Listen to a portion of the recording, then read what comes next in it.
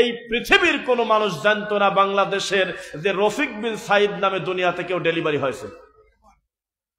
যখন আমি এই গতানুগতিক নীতি থেকে বেরিয়ে পরিস্থিতি যতই উল্টা হোক যখন দাঁড়িয়ে বললাম মিলাদ পড়া যাবে না, এটা বিদআত, তাবিজ আমার হুজুর দিলেও সেটা শিরিক, জর্দা আমার হুজুর খেলেও এটা হারাম, চিৎকার দিয়ে যখন আমি সত্য স্বীকার করলাম, হুজুরটা আবার কে, যেই লোকটা বলতেছে কিচ্ছু বলা যাবে না, বিসমিল্লাহ আলা মিল্লাতি রাসূলিল্লাহ বলে মাটি দিতে হবে, তন্ন তন্ন করে খুঁজে লক্ষ লক্ষ মানুষের সামনে আল্লাহ আপনার মর্যাদা বৃদ্ধি করে দিতেন। কার আশায় সত্য রাকাত নামাজ পড়লে 3,88,00,000 রাকাতের নেকি, এ কথা তুমি যেদিন বলেছিলে, কষ্ট তুমি আমাকে দাও নাই, আমাকে ব্যথা দাও নাই, আল্লাহর দিন নিয়ে ঠাট্টা করার কারণে তোমাদের এই তবলিগটা 2000 দাফন কাফনের পূর্বে যাকে দিয়ে গেছে সম্পত্তি আর যাকে দেয় নাই, 4 জন এক জায়গায় হয়ে জড়ায় ধরে বলতে হবে আমরা ক্ষমা চাই। মুনাজাত শুরু হবে কোন সময়? আখেরি মুনাজাত। এ কি কাবা ঘর নাকি?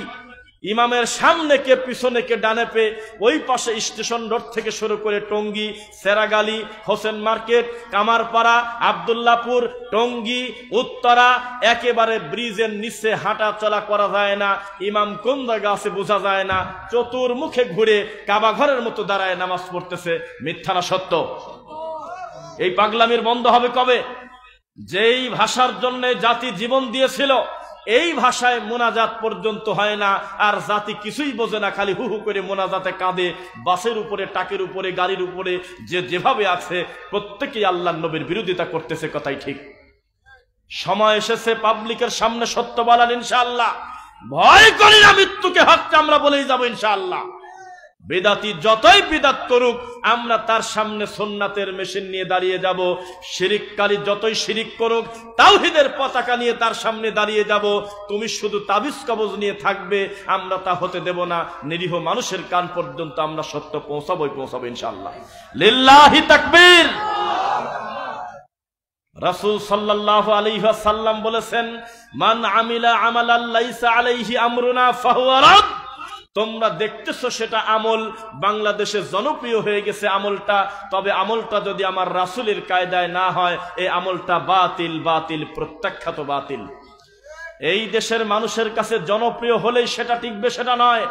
আমার ধারণা এই পাশের এলাকা দিয়ে যদি এখনই ভোটাভুটি হয়, আল্লাহর নবী নূরের তৈরি না মাটির তৈরি, এখানে নূরের তৈরিওয়ালারা বেশি ভোট পাবে, বাতিল এখানে পরাজয় হবে না, জয় হয়ে যাবে। জমিনের ফয়সালা কখনো চূড়ান্ত ফয়সালা হতে পারে না। এই পিরোজপুরে যদি এখনই তন্ন তন্ন করে খোঁজেন, এখনই যদি ঘোরাফেরা করেন হুজুরদের কাছে, বলেন তো মিলাদ পড়া বেদাত না সুন্নাহ, অধিকাংশ হুজুর বলবে মিলাদ পড়া ঠিক আছে, এটা কোনো দোষের কিছু না। যারা পড়ে না তারা হলে ওহাবি, তার মানে বাতিল এখানে জয়ী হয়ে যাবে। এই বাংলাদেশে যদি তন্ন তন্ন করে খোঁজা হয়, বলো তো তোমার আল্লাহ উপরে না তোমার আল্লাহ কলবে?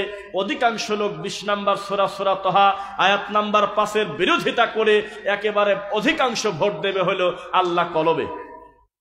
ব্রাহ্মণবাড়িয়া থেকে প্রায় 80% ভোট নিয়ে নূরওয়ালারা জয়যুক্ত হয়ে যাবে, মাটিওয়ালা ভোট বেশি পাবে না। চট্টগ্রাম থেকে অধিকাংশ ভোট নিয়ে জয় হবে, মিলাদের গ্রুপ, দরুদের গ্রুপ পারবে না। এই জমিনের ফয়সালার চূড়ান্ত কথা কে বলেছে আপনাকে?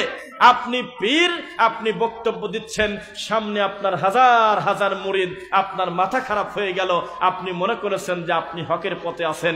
জেনে রাখেন, জেনে রাখেন, সাবধান।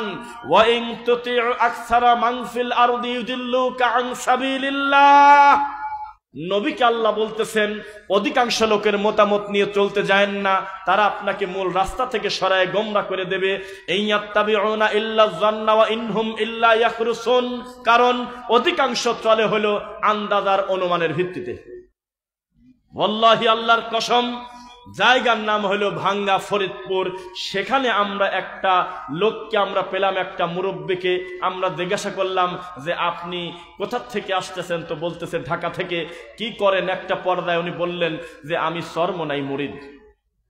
তা আমরা তাকে বললাম যে তবলিগ জামাত সম্পর্কে আপনার মন্তব্য কি?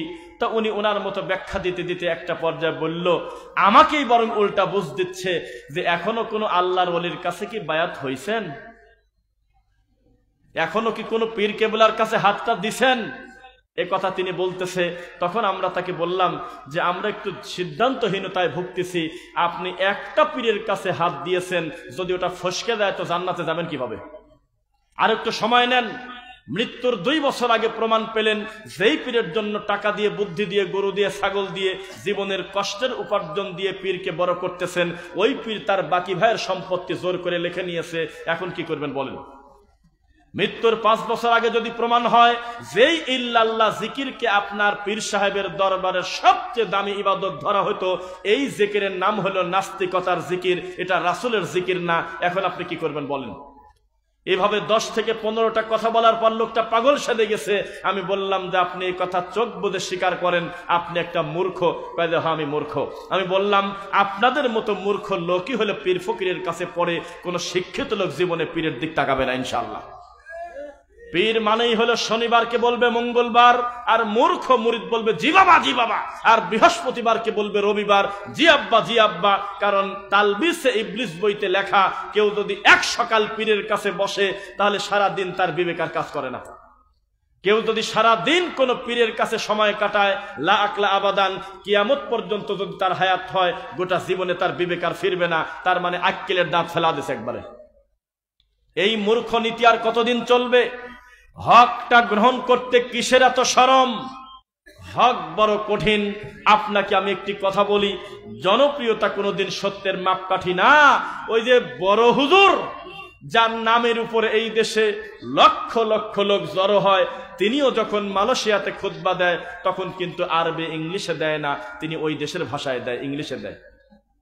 বিশাল জনপ্রিয় আলেম, তিনি যখন সালাত আদায় করে, তার সালাত আদায় করার রুকু, তার হাত বাঁধা আপনার মন মতো না। কিন্তু এই দেশে এসে এই খোলা মাঠে তিনি সত্য স্বীকার করবে না। তার মানে তার ধারণা, আমি যদি সত্য স্বীকার করি শুধু আহলে হাদিসরা ভালোবাসবে, বাকি লোক আমাকে ভালোবাসবে না। এই জন্য হুজুর অনেক জ্ঞানী জ্ঞানী কথা বলে, বলতে বলতে একটা পর্যায়ে আহলে হাদিসকে একটা খোঁচা দিয়ে ফেলে। কারণ জানে যে এই শ্রেণীকে যদি আমি গালি না দেই, বাকি লোক আমাকে মাথায় তুলে নাচবে না। সাবধান, এই পৃথিবীতে মাজলুম হয়ে বাঁচতে চাই, জালেম হয়ে নয়। শিরককারী হিসেবে বাঁচতে চাই না, তাওহীদবাদী হিসেবে বাঁচতে চাই, কোন বিদআতি হয়ে চলতে চাই না, সুন্নাহপন্থী হয়ে 3 দিন বাঁচতে চাই ইনশাআল্লাহ। সাবধান। আগে যদি কেউ আমাদের কাছে বলতো যে ছেলে মাদ্রাসায় দেব, আমরা বলতাম দিয়ে দেন, অসুবিধা কি? এখন তা বলি না। এখন বলি ভেবে চিনতে দেন। যেখানে আল্লাহর ওহীর শিক্ষা দেওয়া হয়, যেখানে নামাইতু শিক্ষা দেওয়া হয় না, ওই প্রতিষ্ঠানে দেন, নইলে 3 থেকে 4 মাস লাগবে আপনার ছেলের নামাইতুর বংশ ঠিক করতে। ফজরের সুন্নাতের সাথে ফরজের মেলে না, জোহরের নামাজের সাথে আসরেরটা মেলে না, আসরের নিয়তের সাথে মাগরিবেরটা মেলে না, অন্য ওক্তের সাথে জুমার নামাজেরটা মেলে না, তাহাজ্জুদেরটা আলাদা, তারপরে ঈদের নামাজের 2টা আলাদা, জানাজার নামাজেরটা আলাদা, আর এক গোসলেরও দোয়া বানাইছে ইবলিস শয়তান, নামাইতুল গসল লি রাফইল জানাবা। এ কোন ধরনের ডেলিভারি এগুলো? এই নিরীহ কোরআনে হাফেজ ছেলেদের, বাচ্চাদেরকে গরুর মতো পিটায় পিটায় প্রায় 3 থেকে 4 মাস ভরে পড়েছে নামাইতু আন উসাল্লি লিল্লাহি তাআলা রাকআতাই সালাতিল ফজর ফরদুল্লাহি তাআলা ইক্তদাইতু বিহাদাল ইমাম মুতাওয়াজ্জিহান ইলা জিহাতিল কাবাতিশ শরীফাতি আল্লাহু আকবার। জুমার নামাজেরটা আরো কঠিন, নামাইতু আন উসকিতা আন জিম্মাতি ফরদাজ যহর বিআদাই রাকআতাই সালাতিল জুমআ ফরদুল্লাহি তাআলা ইক্তদাইতু বিহাদাল ইমাম মুতাওয়াজ্জিহান ইলা জিহাতিল কাবাতিশ শরীফাতি আল্লাহু আকবার। এই মানুষের তৈরি করা শয়তানি দোয়া না শিখায় আল্লাহর রাসূলের অন্তত 50টা হাদিস শিখাতে পারত। লজ্জা শরম নাই? এই যে কয়দিন পরে রমজানের ক্যালেন্ডার বের হবে, আল্লাহর ঘরে পর্যন্ত নবীর বিরোধিতার ক্যালেন্ডার চলবে। আউয়ালুহু রহমাতুন, রহমতের 10 দিন, আওসাতুহু মাগফিরাতুন, মাগফিরাতের 10 দিন, আখিরাহু নাজাতুন, শেষ 10 দিন বরকত, রহমত আর মাগফিরাতের 10 দিন সিরিয়াল করে লেখা ক্যালেন্ডার পাওয়া যায় কিনা বলেন? এই কথা কে বলবে বলেন? তারা বলতেছে ইসলামিক ফাউন্ডেশন, যেখানে সব তরিকার লোক আছে। আস্তে করে বলে ফেলি, আহলে হাদিসের কেউ নাই। তোমার ঐক্য সব জায়গায় চলে, কিন্তু আহলুল হাদিসদেরকে ডাক দেওয়া যায় না। আহলুল হাদিসদেরকে ডাক দিলে বলতো আমি এই মুহূর্তে পদত্যাগ করব, আর নয়তো নামাইতু আন আসুমা গদা, এই গদা কাটো। এই নির্লজ্জরা বুঝে গেছে আমরা যদি সয়াবিন তেল, পেট্রোল, পাম অয়েল, সরিষা, নারকেল, জুই, কেরোসিন সব এক জায়গা মিশাতে চাই আমরা মিশাতে পারবো, তবে আহলে হাদিস যদি একজনও কমিটিতে রাখি তাহলে আমাদের খবর আছে। বাকি হুজুরদের পড়াশোনা করার চিন্তা নাই, দিন চলে যাচ্ছে, হুজুর চলে যাচ্ছে, ডানে বামে কিছুই বোঝে না। শাইখুল হাদিসের মতো বড় হুজুর যখন নামাজে দাঁড়ায় দেখে দূর থেকে মনে হয় এ জুকার কোথা থেকে আসলো, আল্লাহর রাসূলের সালাতের সাথে তার সালাতের কোনো মিল নেই। কে এই কথার জবাব দিবে? আমাদের এই দেশে পড়াশোনা করা হচ্ছে বিদআত চর্চার পড়াশোনা, শিরিককে প্রতিষ্ঠিত করার জন্য রাত দিন গবেষণা করা হচ্ছে। তবে মনে রাখবেন, ডক্টর জাকির নায়েক যখন ইসলামের বক্তব্য দিত, পৃথিবীতে যখন আলোচনা করত, সারা পৃথিবীর শিক্ষিত মানুষের ৮০% লোক প্রায় হা করে তাকিয়ে থাকতো। হতে পারি আমি অন্য ধর্মের লোক, কিন্তু এ কি ম্যাগনেট রে বাবা, ইসলামের কথাও বলে, আবার কোন ধর্মে কোন বইতে কত পৃষ্ঠায় কি আছে সিরিয়াল সহ বলে দিচ্ছে। তিনি কথা বলার আগ পর্যন্ত বেশিরভাগ বাংলাদেশের মানুষ জানতো না যে ইবাদত করতেও আবার দলিল লাগে। ওরা মনে করতো আল হাদিস লেখা আছে কোরআনে নাকি আছে হাদিসে নাকি বলা হয়েছে, এই ছিল আমাদের বড় হুজুরদের দলিল। কিন্তু যখন ডক্টর জাকির নায়েক বললেন সহিহ বুখারী ৩ নম্বর খণ্ডর ৭ নম্বর পৃষ্ঠা, কুরআন মাজিদের সূরা আরাফের আয়াত নম্বর ৭৭, যখন ডাইরেক্ট উল্লেখ করে করে ভেঙে ভেঙে বলল, হা করে মানুষ তাকিয়েছিল। এভাবেও কি দাওয়াত দেওয়া যায়? হুজুর মনে করেছে জমি বিক্রি করতে দলিল লাগে, জমি কিনতে দলিল লাগে, ব্যবসায়িক পণ্য কেনা বেচাতে দলিল লাগে, গাড়ি বিক্রিতে আর কেনাতে দলিল লাগে। কিন্তু হুজুর জানে না এগুলো দলিল না হলেও দুনিয়াবি ব্যাপার। তবে ইবাদত যদি কেউ দলিল ছাড়া করে আর ইবাদতটা যদি রাসূলের না হয়, তার থাকার জায়গা জাহান্নাম। কে সব কথার যুক্তি দেবে? শহীদের রক্তের চেয়ে কলমের কালির দাম বেশি। বিশাল মাদ্রাসায় সিরিয়াল করে লেখা, নিচে লেখা আছে আল হাদিস। একটু পরে পরে ফেসবুকে পোস্ট দিচ্ছে ফাতেমার বদনা মুবারক, কোথার থেকে যেন একটা কাঁসার বদনা ধরে নিয়ে এসে পোস্ট দিচ্ছে, নিচে লেখা আল হাদিস। এসব আল হাদিসের বাপের নাম কি কোথায় পাওয়া যায়? খুঁজে পাওয়া যাচ্ছে না এখনো। বিশাল বড় একটা পাগড়ি সবুজ কালারের দিয়ে পেছানো, ওখানে লেখা আল্লাহর নবীর পাগড়ি মুবারক, আমিন না বলে যাবেন না, আল হাদিস। কোথাকার সে আল হাদিস? এক জোড়া জুতা ধরে নিয়ে আসছে কোথার থেকে জানো, নিচে লেখা আমার নবীর না আলাইন শরীফ, মানে নবীর জুতা মুবারক, সুবহানাল্লাহ না বলে যাবেন না। আছে কোন জায়গা জুতা? কোথার থেকে একটা চুল ধরে নিয়ে এসে ইন্টারনেটে সুন্দর করে ব্রাইটনেস বাড়িয়ে খুব ডিপলি কালার করে মানুষের সামনে প্রকাশ করতেছে, ১০০ টাকা করে নিচ্ছে, জালসায় পর্যন্ত বিক্রি করে আমার সোনার নবীর মাথার চুল মুবারক। নিচে লেখা আল হাদিস। আল হাদিস কেনা আবার কোন দিন তাদের এই ক্ষমতা হবে না। সহিহ বুখারী কিতাবুল আজান, কিতাবুস সালাহ, কিতাবুল ঈদাইন, এইভাবে উল্লেখ করে করে এত নাম্বার হাদিস, এত নাম্বার পৃষ্ঠা, এই কথা বলার সুযোগ তার নাই, কারণ সে জানে যে তার কর্মই শুরু হয়েছে জাল হাদিস দিয়ে। এই তো আমাদের দেশের শিক্ষা ব্যবস্থা। জেনে রাখবেন, যেই পীর সাহেব আপনার ঘাড়ের উপরে হাজার হাজার বার ইল্লাল্লাহ নামক শয়তানি জিকির দিতে পারে, যেই পীর সাহেব আপনাকে বলতে পারে তুমি এইটা ত্যাগ করো, ওইটা ত্যাগ করো, এত কিছু আপনাকে পরিবর্তন আনাতে পারলো, এখন পর্যন্ত আপনার পীর সাহেব নিজেই হাকিমপুর জর্দাদি পান খায়। এখন আপনার হুজুর তাবিজ বিক্রি করা ছাড়ে নাই, এখনো ২০০ টাকার মিলাদ করে ধর্ম বিক্রি করে খায়, এখনো পর্যন্ত ইসলামকে বিকৃত করে। তাহলে আপনাদের জবাব কি দিবেন আর আমাদের জবাব কি দিবেন? শোনেন, একটি কথা বলি। আব্দুল কাদের জিলানী রাহিমাহুল্লাহ তার কিতাবাদি পড়াশোনা করার পরে আমরা দেখলাম যে তার নিজস্ব লেখনী যা প্রমাণ করে, তাতে এই পৃথিবীতে যত পীর তার নাম ভাঙিয়ে খায়, সব পীর যে ইবলিস, তার একটা বক্তব্য যথেষ্ট। তাকে বলা হলো যে আমরা বুঝবো কিভাবে কোন দল বেদাতি, কোন দল হকের পথে আছে, আমরা কিভাবে বুঝবো? আব্দুল কাদের জিলানী রাহিমাহুল্লাহ বললেন, যেই যুগে যারা আসহাবুল হাদিস, আহলুল হাদিস, তাদেরকে যারা নামে বেনামে ব্যঙ্গ করে, তারাই হলো বেদাতি। কোথায় গেল এই পৃষ্ঠার কথা?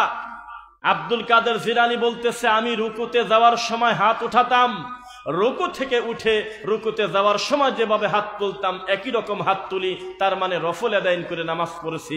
এই পৃষ্ঠাগুলো কোথায় গেল? এগুলো সব উড়ে চলে গেছে, বেদাতি হুজুর এগুলোকে ঢেকে দিয়েছে। সময় এসেছে সত্য মানুষের সামনে বলার, ইনশাআল্লাহ। আপনাকে একটি কথা বলেছিলাম শুরুতে, ওয়াল্লাহু আখরাজাকুম মিন বুতুনি উম্মাহাতিকুম লা তা'লামুনা শাইআ, মায়ের পেট থেকে যখন আল্লাহ আমাদেরকে বের করে তখন আমরা কিছুই জানতাম না। যার উপরে কোরআন নাজিল হয়েছে তার বয়স যখন 40 বছর হয়েছিল তখন তাকে আল্লাহ নবুয়তি দিয়েছিল। নাকি কথা বোঝা যাচ্ছে কি? 40 বছর লাগছে তার নবুয়তি দিতে, আর আব্দুল কাদের জিলানীর 40 সেকেন্ডও লাগে নাই, 18 পারা নিয়ে প্যাকেট হয়েছে মার পেট থেকে। এই সব জাদুকরি রামায়ণের গল্প বলে পীর সাহেবরা, এই পীর সাহেবরাই বক্তব্য দিচ্ছে জায়নামাজের উপর দিয়ে উড়ে চলে গেলাম। আমার দাদা হুজুর, বাবা হুজুর, কাকা হুজুর এই শয়তানি গল্প দিয়ে আর টেকা যাবে না ইনশাআল্লাহ। এখন আমরা সজাগ হয়ে গেছি, তুমি আমাদের কথা মেনে চলবে কিনা তা জানি না, তবে বিচারের মাঠে তুমি কথা বলতে পারবে না, তোমার কান পর্যন্ত আমরা আওয়াজ রাখি নাই। ইনশাআল্লাহ তাওহীদের বয়ান এই মাদ্রাসা থেকে হাজার হাজার বাচ্চা বেরিয়ে গোটা পিরোজপুর শুধু নয় সারা পৃথিবীর বাংলা ভাষাভাষী মানুষের কাছে আল্লাহর তাওহীদের প্রচার হয়ে যাবে ইনশাআল্লাহ। একটি কথা বলি আপনাদেরকে, মানুষ কত বড় ঘাড়তারা হয়। শনিবারে মাছ মারো না, কেননা দাউদ আলাইহিস সালাম যখন কিতাব পড়ে তার তেলাওয়াত এতই মিষ্টি, যখন আল্লাহ সুবহানাহু ওয়া তাআলা তার মুখের এই মিষ্টি কণ্ঠ দিলেন তখন মাছগুলো তীরে এসে তার তেলাওয়াত শুনত। এই ইহুদিরা কত বড় খারাপ আর আমরা কত বড় খারাপ এটা প্রমাণ করি। এই ইহুদিরা বলল যে ঠিক আছে শনিবারে মারবো না, তবে চারদিক থেকে বাঁধ দিয়ে দেব, বেড়া করে রাখবো, একটা মাছ আমরা ধরবো না। আল্লাহর কথা আমরা মানি, হে মুসা, হে দাউদ আমরা মানি, তবে আমরা মাছ মারবো হলো রবিবারের দিন। দিন যখন পার হলো ওই বেড়া দেওয়া জায়গার ভিতরে ঢুকে ঢুকে তারা মাছ ধরতো। কত বড় নিমক হারাম। এই জাতির কল্যাণের জন্য পাথরের ভিতর থেকে আল্লাহ ঝর্ণা বের করে বৃষ্টি দেয়। এই জাতিকে ভালোবেসে ফেরাউনকে ডুবে মারে, ওই নদী দিয়ে রাস্তা বের করে আল্লাহ মুসা নবীকে পার করে দেয়। এত ভালো কিছু করার পরেও 3 নাম্বার আরেকটা কল্যাণ দিল, মান্না ওয়াস সালওয়া, আসমান থেকে ভাজা গোশত কবুতরের মাশরুম এনে তাদেরকে দেওয়া হতো যে বসে বসে খাও। এরপরেও আল্লাহকে মানে নাই। কথা বুঝতেছেন নাকি? আল্লাহ প্রতিনিয়ত দিচ্ছে কিন্তু তাদের সহ্য হলো না। কয় যে এক খাবার কতদিন খাওয়া যায়, সামনে বৃষ্টি বাদলের দিন, যদি উপর থেকে আসা বন্ধ হয় তোমরা খাবারকে রিজার্ভ করো। এ কত বড় মুনাফিক। যেই আল্লাহ প্রতিদিন আসমান থেকে মান্না সালোয়া দিতে পারে, ওই রব্বুল আলামিন পরিস্থিতি যেমন হোক কিয়ামত পর্যন্ত দেওয়ার ক্ষমতা আছে কিনা বলেন? এত নিমক হারামি করার পরেও আল্লাহ তাদেরকে বলেছেন ঠিক আছে মুসা নবীর দোয়ায় তোমাদের ক্ষমা করা হলো, তোমরা জেরুজালেম জয় করো। তখন তারা বলছে না, ইযহাবু ইলা রাব্বিক ফাকাতিলা, হে মুসা তুমি আর তোমার আল্লাহ যা যুদ্ধ করো, আমাদের টাইম নেই। এত বড় নিমক হারাম জাতিকে আল্লাহ বারবার সুযোগ দিচ্ছে। ও হুজুর, এই জনপ্রিয়তা একটা আমানত। আপনি বক্তব্য দিলে লক্ষ লক্ষ মানুষের কাছে বক্তব্য পৌঁছে যায়। আপনার ফলোয়ারের সংখ্যা প্রায় 10 মিলিয়ন, আমরা কথা বললে 2-4 লাখের বেশি দেখে না। এত বড় হুজুর যদি খোলা মাঠে সত্য স্বীকার করতো যে জুমার খুতবা 2-3টা হবে না, জুমার খুতবা আরবিতেও হবে না, বাংলাতেও হবে না, ইংলিশেও হবে না, হবে হলো মাতৃভাষায়, তার মুসল্লি যে ভাষা বোঝে এই মাতৃভাষায় খুতবা হবে, কতই না উপকার হতো। এই হুজুর যদি সত্য স্বীকার করে দিত খোলা মাঠে, খবরদার কোরআনের আয়াতকে বিকৃত করে জায়নামাজের দোয়া মনে করে ইন্নী ওয়াজ্জাহতু বলে জায়নামাজে যেই দোয়া প্রচলন আছে এটা কোরআন মাজিদের আয়াত, কোরআন পড়তে পড়তে পড়লে প্রতি হরফে 10 নেকি, কিন্তু জায়নামাজের দোয়া মনে করে পড়লে পাপ হবেই।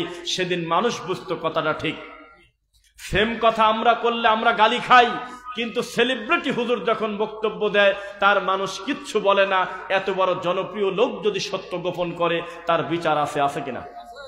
আমি বলেছিলাম আপনার এত বড় আলেম এখনো পর্যন্ত সালাম দেওয়া শেখে নাই, বলতেছে আসসালামু আলাইকুম ওয়া রাহমাতুল্লাহি তাআলা ওয়া বারাকাতু।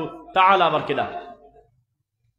যখন আমরা এই বিষয়ে বক্তব্য দিলাম দেখলাম যে আমার একটা বক্তব্য দেখেছে 8.9 মিলিয়ন, তার মানে 89 লক্ষ লোক, প্রায় 11,000 লোক কমেন্ট করেছে, 10,500 লোকই আমাকে লিখতেছে তুই ইহুদির দালাল, তুই এত বড় হুজুরের ভুল ধরিস বেটা, তুই জানিস না যে সে আজহার বিশ্ববিদ্যালয়ে পড়েছে, তুই বুঝিস না কত বড় হুজুর, তুই বেটা হিংসুক। কি পরিমাণ গালিগালাজ করলো।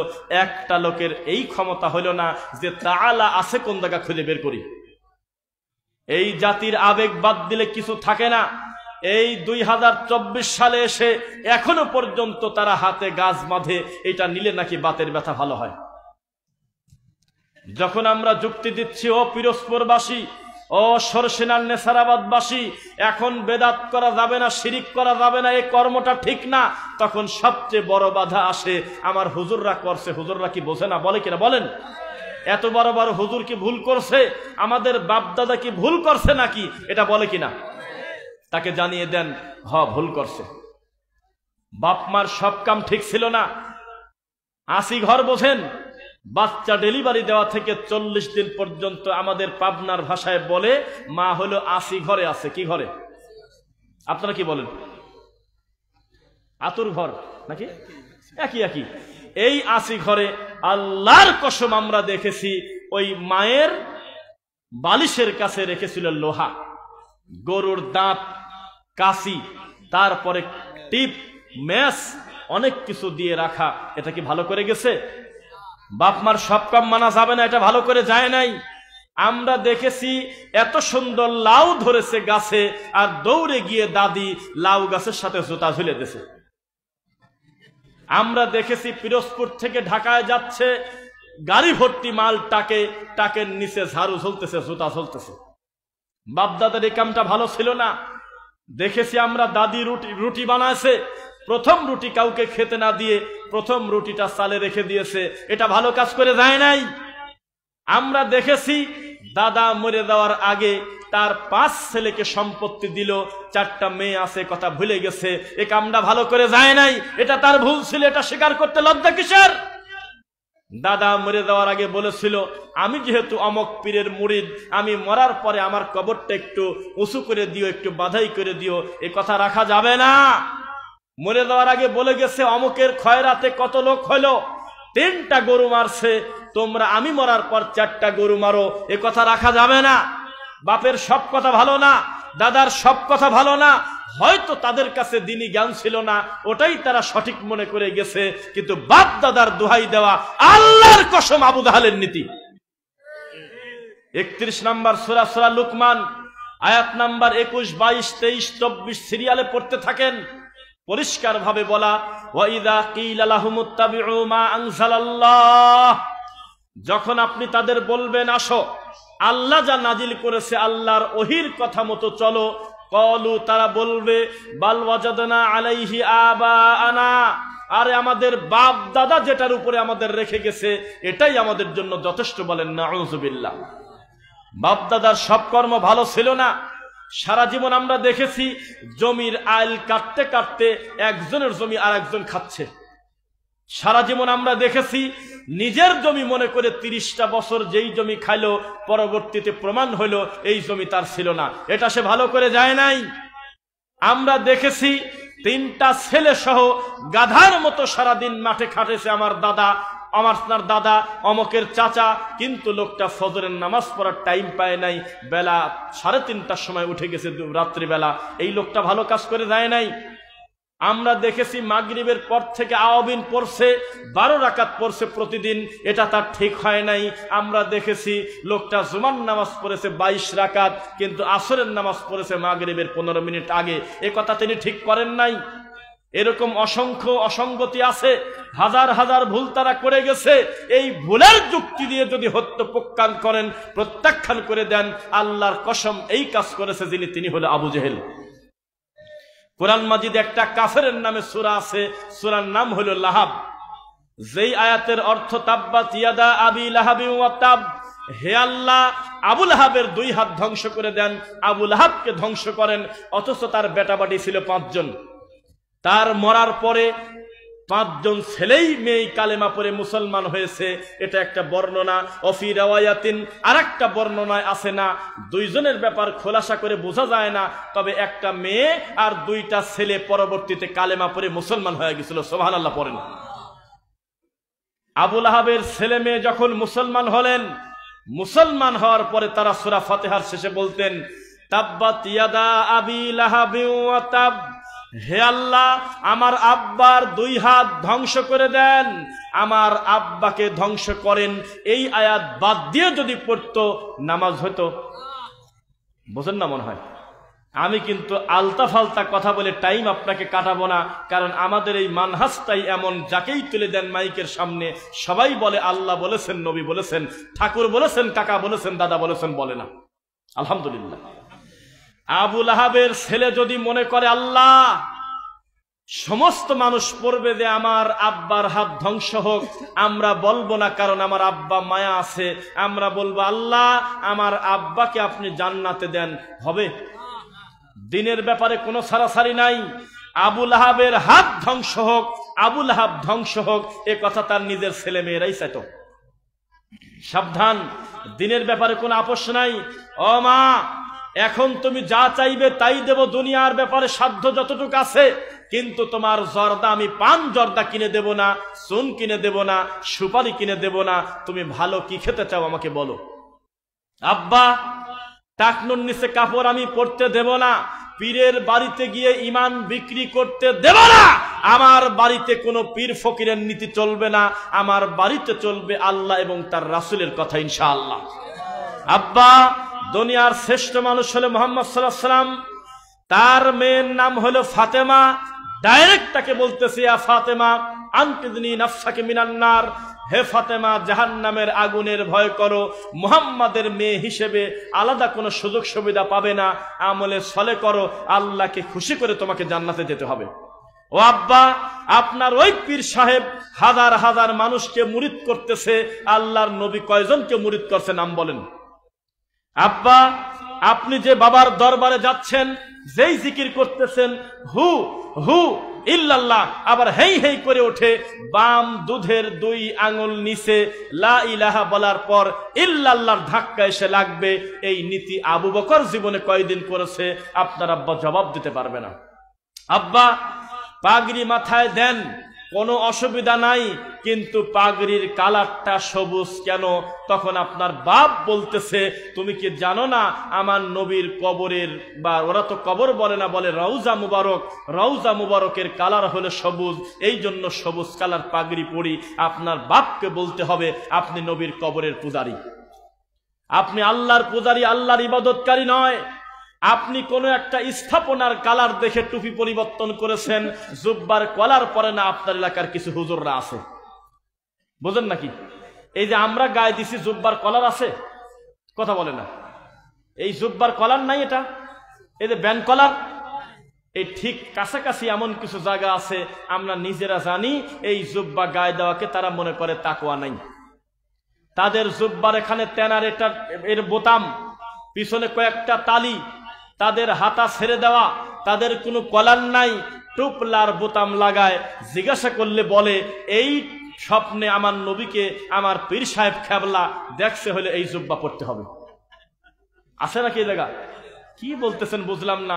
আপনার ঘরের পাশের বড় সম্মেলনে পীর সাহেবের ছেলে লম্বা করে জুব্বা টান দিয়ে ধরে বলতেছে এই জুব্বা আমার নবীর গার জুব্বা। ডাইরেক্ট বলতেছে আমার আব্বা হুজুর বসেছিল, তার পাশে আমার নবী এসে বসে আছে। নাউজুবিল্লাহ। এইরকম কুফরি আকিদা, শিরকি আকিদা প্রচার করে আর মানুষের কাছে বলে ওটা নাকি আলেমদের দরবার, ওটা গরু আর জাহেলদের দরবার। সাবধান, শিরকের কোন আফসোস নাই, বেদাতের কোন আফসোস নাই। ডাইরেক্ট মুখ দিয়ে বলতে হবে সামিআনা ওয়া আতা'না, ঠিক আছে আমার বিরোধিতা হোক হোক, আমার নবী যদি এটা না করে আমি ছেড়ে দেবো ইনশাআল্লাহ, আমার রাসূল যদি করে আমি এটা করব। খালি একদিন ওই হুজুর খবর পাইছে নামাজের পরে সকলে মিলে ইমাম মুসল্লি হাত তুলে মুনাজাত করা নাকি বেদাত, হুজুরের সহ্য হচ্ছে না। হুজুর এমন ব্যবহার করলো মনে হচ্ছে এই প্রথম শুনল। অথচ মাওলানা দেলোয়ার হোসেন সাইদি রাহিমাহুল্লাহ এই লোকটার কাছে প্রায় 36 বছর আগে প্রশ্ন দিয়েছে দিনের বেলায় মহিলা প্যান্ডেল থেকে, যে প্রশ্ন করেছে তার নাম হলো খাদিজা। ইউটিউবে লিখলে এখনো টন টন করে বের হবে।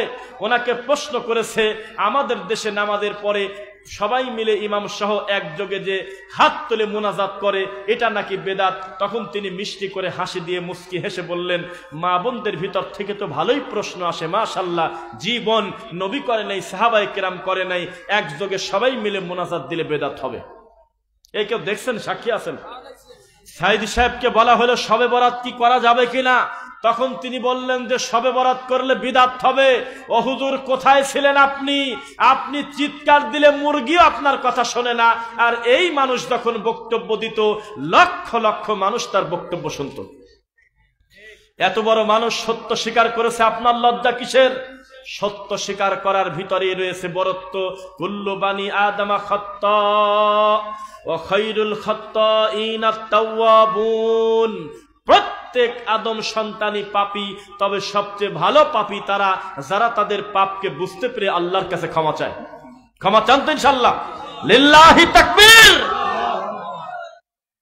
লোক যাই হোক, আপনাদের এনার্জি আছে আলহামদুলিল্লাহ। আমরা কথা বলতে থাকি, কি বলেন? সাইদি রাহিমাহুল্লাহকে জিজ্ঞাসা করা হলো, চট্টগ্রামে এক সময় আপনি মিলাদ পড়ছেন, কিয়াম করেছেন, আমরা দেখেছি, এখন মিলাদ পড়েন না কেন? দেখছেন এই প্রশ্ন? কেউ দেখছেন না?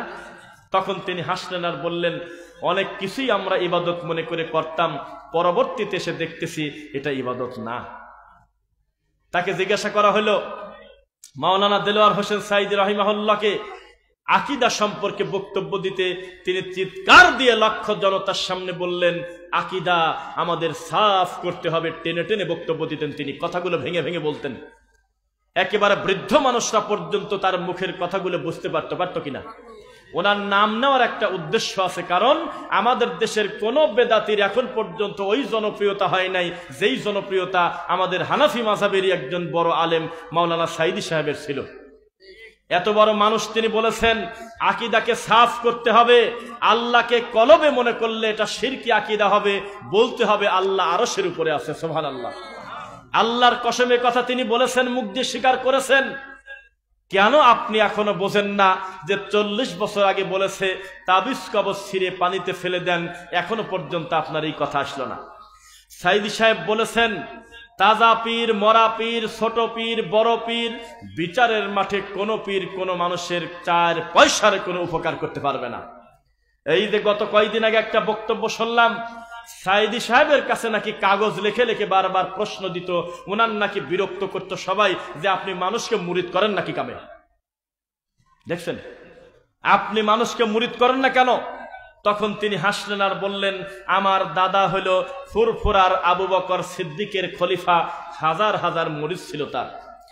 আমার চাচা ছিল ফুরফুরার আবু বকর সিদ্দিক, বড় হুজুর দাদা হুজুরের মুরিদ, খলিফা, হাজার হাজার মুরিদ তারও ছিল। আমি যদি পীর মুরিদি করতে চাইতাম, আমি ঘরে বসে কোটি কোটি টাকা ইনকাম করব, কোনো ব্যাপারই না। অথচ আমি খোলা মাঠে দাওয়াতি কাজ করতে গিয়ে কত বিপদে পড়তে হয় আমি জানি। পীর মুরিদি কোনো শরীয়তের কাজ না। কিসের এত ভঙ্গি? আর লজ্জা শরম বলতে কিচ্ছু নাই। এই 2024 সালে এখনো তারা কামরা কামড়ি করতেছে, নবী মাটির তৈরি না নূরের তৈরি? হায়রে কপাল! কোরআন নাজিল হয়েছে 1450 বছর আগে। এই কপাল পোড়া জাতি এখনো সিদ্ধান্ত নিতে পারে নাই নবীকে বানায়ছে কি দিয়ে। প্রায় 1450 বছর আগে আল্লাহর নবী জন্ম নিয়ে আবার মারাও গেছে, এখনো পর্যন্ত সিদ্ধান্ত নিতে পারে নাই আল্লাহর নবী কি গায়েব জানে নাকি গায়েবের মালিক না। এইভাবে কামরা কামড়ি চলতেছে। ইসলামের কতটুকু কল্যাণ হচ্ছে? লাভের ভিতরে হচ্ছে যে 90 লাখ ইহুদি মারতেছে 250 কোটি মুসলমানকে। সারা পৃথিবীর সব ইহুদি যদি এক জায়গায় করেন, একটা বর্ণনা মতে 3 কোটির বেশি হবে না। এই 3 কোটি মানুষ আমাদের মুসলমানদেরকে কচুকাটা করতেছে কিনা বলেন? ও ভণ্ড হুজুর, তোমাকে একটু খারাপ ভাষায় বলি, তোমার লজ্জা হয় না কেন?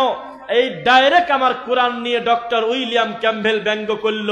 1990 সাল থেকে প্রায় 14 বছর তার চ্যালেঞ্জ গ্রহণ করার মতো লোক এই দুনিয়াতে ছিল না। তিনি বলেছিলেন, তোমাদের ভিতরে কেউ কি আছো? কোরআন মাজিদে ভুল আছে 29টা। নাউজুবিল্লাহ বলেন না কেন? কোরআন মাজিদে সূরা লুকমানে আল্লাহ বলতেছে, ওয়া ইয়ালামু মা ফিল আরহাম, মায়ের পেটে কি আছে আমি আল্লাহই ভালো জানি। কোরআন মাজিদের আয়াতটা মিথ্যা। নাউজুবিল্লাহ। ওয়া ইউনাজ্জিলুল গায়স, বৃষ্টি কোথায় দেব আমি আল্লাহ ছাড়া কেউ জানি না। অথচ আয়াতটা মিথ্যা, মানুষ বানিয়েছে। এ কথা বলেছিল doctor William Campbell. Doctor William Campbell যখন বলল কোরআনে 20টা ভুল আছে, 30টা ভুল আছে, ও ইন্ডিয়ার হুজুর, ও বাংলাদেশ পাকিস্তানের বড় বড় আল্লামা শাইখুল হাদিস, ও দাবার বংশ, ও কুসেয়া, ও আল্লামা, ও বড় হুজুররা, কেউ কি চ্যালেঞ্জ গ্রহণ করবে? চিৎকার দিয়ে তখন আমাদের দেশ থেকে বলছিল আমাদের আরো সময় লাগবে, কোরআনে ভুল আছে কি না আছে এগুলো নিয়ে সময় দেওয়ার টাইম নাই, আমরা ব্যস্ত আছি, এখনো সিদ্ধান্ত নিতে পারি নাই নবী কি নূরের তৈরি না মাটির তৈরি। তারা বলেছিলেন কেউ কি আসো? আমি রবিশঙ্কর বলতেছি, কোরআন হলো মুহাম্মদ নিজে ঘরে বসে বানাইছে। তখন ভারত, বাংলাদেশ, পাকিস্তানের বড় বড় হুজুররা বলছিল আমাদের কাজ আছে, আমরা ব্যস্ত আছি, আমরা 40 দিনের চিল্লায় বাড়াইছি, আসতে দেরি হবে। তখন একটা প্যান্ট শার্ট পরা মানুষকে, একটা টাই পরা মানুষকে দিয়ে, একটা ডাক্তার মানুষকে দিয়ে সারা পৃথিবীর ইহুদি খ্রিস্টানের হাঁটু কাঁপায় দিয়েছে আল্লাহ। হুজুর হুজুরের দায়িত্ব পালন করলেই প্যান্ট শার্ট পরা লোক দাওয়াত দিবে কেন? ঘরে বসেই হুজুর বক্তব্য দিচ্ছে, যেই লোকটা বলে মিলাদ পড়া বেদাত, তার বউ তালাক, তালাক দেওয়া লাগবে না, অটো তালাক। আছে নাকি এমন হুজুর? এমন ফতোয়া ডেলিভারি হয় এই দেশে? ডাইরেক্ট মানুষকে শিরকের দিকে ডাকে, কুফুরের দিকে ডাকে। একটা কথা বলি, একটা বক্তব্য দেখবেন ফেসবুকে আছে, সম্ভবত 2000 সালের আশেপাশে, পিছনে লেখা পিরোজপুর, কিন্তু কোন থানায় জানি না, মনে পড়ে গেল। এই বক্তব্যে হুজুর বলতেছে, শোনো, পীর মুরিদির খেলা কাকে বলে? বড় হুজুর বড় পীর কেবলা খাজা হেঁটে যাচ্ছে, যেতে যেতে দেখলো সামনে নদী। আমি যদি এই নদী, এই আপনার কি বলে, এই যে সারসিনা ঘাট না, এই ঘাট থেকে এখানে হলো আপনার জায়গার নাম বয়া, এই বয়া রাজাবাড়ি আসতে গেলে এই নদীটুক পার হতে হবে কিনা? তখন পীর সাহেব হুজুর বলল, এই মুরিদ, ওয়াজ তো নিশেছি, দাওয়াত নিয়েছি, দাওয়াত কবুল করেছি, দাওয়াতে যেতেই হবে, কিন্তু নৌকা নাই, যাবো কিভাবে? কয় যে কারোর কাছে কিন্তু বলিস না, তুই চোখ বন্ধ করে আমার জায়েন আমাদের পিছনে দাঁড়া, চুপ করে বসে থাক, আর আমি যা বলি সেটা তুই রিপিট করবি না, তুই বলবি ইয়া খাজা, ইয়া খাজা, একটু পর পর খাজা খাজা বলবি, আর চোখ বন্ধ করে থাকবি, আমি না বলা পর্যন্ত চোখ খুলবি না, তাহলে করলে মরে শেষ। ঠিক আছে আব্বা হুজুর, ঠাকুর বাবা, তাই করব। তখন পীর সাহেব বলতেছে, আল্লাহ আমাকে তুমি রক্ষা করো, আল্লাহ। জায়নামাজ ডোবে না, জায়নামাজের উপর দিয়ে ধীরে ধীরে ধীরে ধীরে বয়া রাজাবাড়ির দিকে সারসেনা ঘাট থেকে জায়নামাজ চলে আসতেছে। পিছন থেকে মুরিদ মনে করলো, আহারে আমার পীর সাহেব তার আল্লাহকে ডাকতেছে, আমিও মন চাচ্ছে আমি আমার আল্লাহকে ডাকি। মুরিদ পিছন থেকে ডাকতেছে, আল্লাহ আল্লাহ আল্লাহ। 3টা ডাক দেওয়ার পর 4 নাম্বার ডাক দিতে পারতেছে না, খুঁজে পাওয়া যাচ্ছে না। খাদা পিছন দিকে তাকায় দেখে ওই খালি নাক দুটি বাড়া আছে, তাছাড়া শেষ, নাক পর্যন্ত ডুবে গেছে। কেন তোর কি হলো, তুই নিচে কি কামে? কয় যে না, আমি তো কোনো পাপ করি নাই, যেভাবে দাঁড়া করে রাখছেন দাঁড়ায় ছিলাম, চোখও বন্ধ করেছিলাম, জায়ন আমাদের উপরেই ছিলাম, খালি মাঝখানে ইয়া খাদা বলা বাদ দিয়ে বলছিলাম ইয়া আল্লাহ। তখন মুরিদ তার কাপীর তার কান ধরে উঠে বলল, তোর থাপ্পড় দিয়ে দাঁত ভেঙে দেব, তুই ইয়া আল্লাহ বলতে গেলি কেন? আমি বলবো আল্লাহ আল্লাহ, তুই বলবি খাজা খাজা। তুই বেশি পণ্ডিতি করে যখন ডাইরেক্ট আল্লাহর নাম নিতে গেছিস, এখন তোর আল্লাহকেই বাঁচাতে বল। নাউযুবিল্লাহ। ওই সময় যদি কোনো শ্রোতা জুতা খুলে যদি হুজুরকে বলতো এই মুহূর্তে তওবা পড়েন, ইস্তেগফার করেন, মানুষের সামনে সত্য স্বীকার করেন যে এটা আপনার একটা শয়তানি রামায়ণের গল্প ছিল, মানুষের উপকার হতো, কেউ কিছু বলে না, সবাই বলতেছে সুবহানাল্লাহ। তখন ওই লোকটা বলতেছে ইয়া খাজা, তখন হাঁটু পর্যন্ত উঠে গেল, ইয়া খাজা, বুক পর্যন্ত ঠিক হয়ে গেল, ইয়া খাজা, পুরা লোকটা সুন্দর করে যায় নামাজে উঠে গেল। এ কথা বলে মানুষের আক্কেলের দাঁত ফেলাচ্ছে। বোঝা যাচ্ছে নাকি? সাবধান, কোন দিন কোন পীর ফকিরের নীতিতে বিশ্বাসী হবেন না ইনশাআল্লাহ। জীবনে দেখতেও যাবেন না যে ঠিক আছে মুরিদ হব না, তবে যাব, ওখানে কি হয় খবরদার, আপনি যেতে পারবেন না। আলেমরা যাবে সেটা ভিন্ন কথা। আপনার ইমান এত পাকাপোক্ত আমরা বুঝি না। কত নিরীহ লোক জীবনভর অন্যায় করেছে, সেই লোকটা ঠাকুরের দরবারে যাওয়ার পর, নজরবন্দি হয়ে যাওয়ার পরে সবাই বলতেছে দেখো লোকটা কত ভালো হলো। আমরা তো দেখতেছি উল্টা নদী থেকে উঠে সমুদ্রে লাফ দিছে। আগে ক্ষতি করত মানুষের গোয়াল, গরু খালি করত, ডাকাতি করত, মানুষকে গালি দিত, তার মানে মানুষের সম্পদ নষ্ট করত। আর পীরের মুরিদ হওয়ার পর থেকে ইসলাম নষ্ট করতেছে, ঈমান ধ্বংস করতেছে। এই দেশে আবু বকরের থেকে আপনার হলো ওই যে কি বলে কে জানি ওয়াসকরণী, আবু বকরের থেকে ওয়াসকরণীর দাম বেশি আমাদের দেশে।